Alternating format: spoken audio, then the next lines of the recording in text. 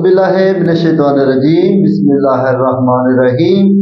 अस्सलाम वालेकुम। मैं अख्तर मेरे जोका ते सारे ब्यावा सजना ते बेरियां नु जी आया नु आखदा दरख्त लाओ ते जन्नत च घर बनाओ।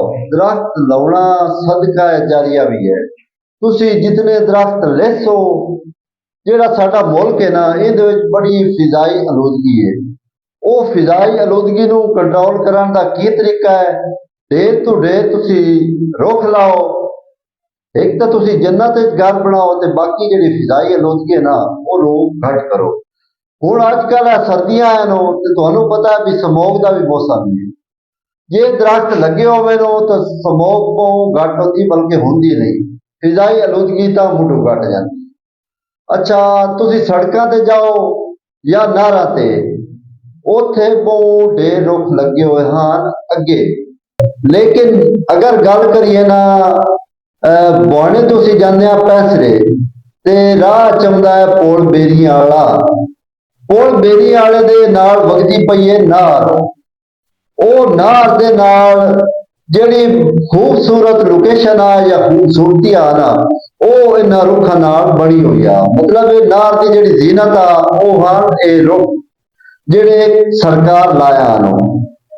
हुण होया की है इस तो उल्टा काम हो गया। की होया तुसी पुछो ते मैं तुहानू दसदा पिया भी जेड़े महकमे वाले ना ओ बिल्कुल सुते हुए ने। जेड़े मुतलका महकमे वाले नो जिन्हां के दरख्तां दी रखवाली करनी आ चोरी ना होवे नो। एक मकूला भी है भी कुत्ती चोरां नाल रल जांदी है मुबैना तौर ते तुसां सुणिया सी।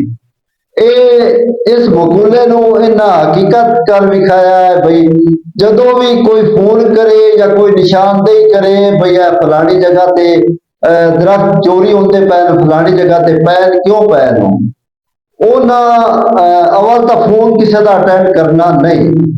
वजह की है भाई मकूला मुड़ वो मैनू बार बार दोहराना पोसी भी कुत्ती चोरा ना रली होती है।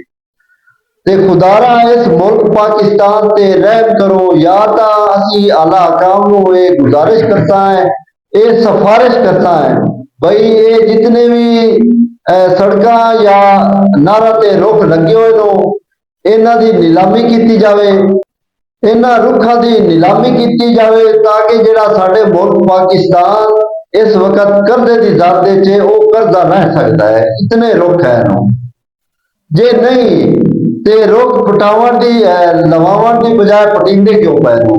आलूदगी है उन्होंने कम किया जा सके। तुसी ये हिसाब ला लो भाई मरी जाओ गिलगित जाओ पिशावर जाओ या होर किते चले जाओ उत्थे बड़ी ठंड होंदी है। ओदी वजह की है भी उत्थे एक तो ऊंचाई ते हुंदे नो फिर उत्थे दरख्त लगे हुए जिस वजह तो फिजाई आलूदगी बहुत घट है।